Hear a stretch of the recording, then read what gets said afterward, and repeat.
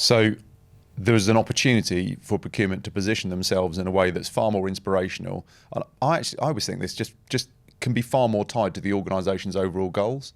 Yeah. Just in terms of that alignment, what it's not just about what a procurement going to do for me as a stakeholder. It's about why are procurement important within this organisation? How do they contribute to this overall journey that we're all on? Yeah, I think there is. I think there is that impact point, and actually, a lot of functions. Let's not pretend that, let's not sit here and go, well, everyone needs to do this. This is the new big thing. A lot of functions are already doing that.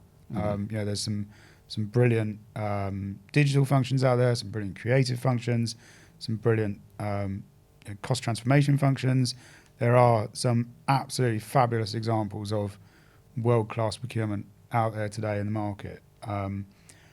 What's interesting, though, is that when you profile procurement's customers all around the business, whether that's people running R&D or people in finance or people just sort of sat there ordering stuff from time to time, or people doing big strategic IT programs, they do all kind of want different things, which makes it very difficult to provide a one-size-fits-all model.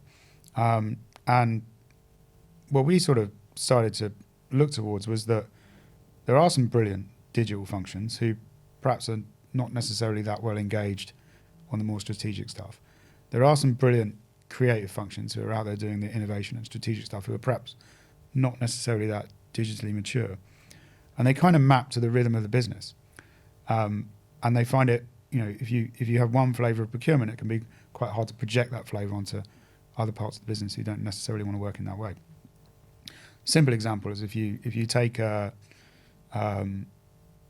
competing objectives like reduce cost, generate ROI, or generate growth, or standardization and flexibility. Competing objectives which are all completely valid in the same company at the same time point towards different flavors of procurement.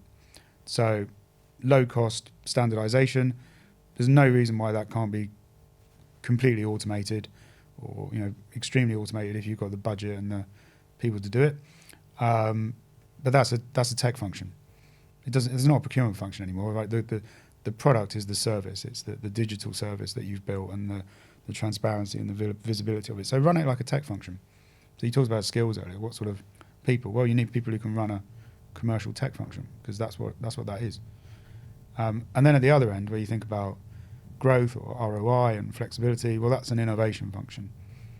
And so what sort of skills do you need there? Well, you need people who are curious, can engage well, can project procurement in there, have got those mindsets that suit that.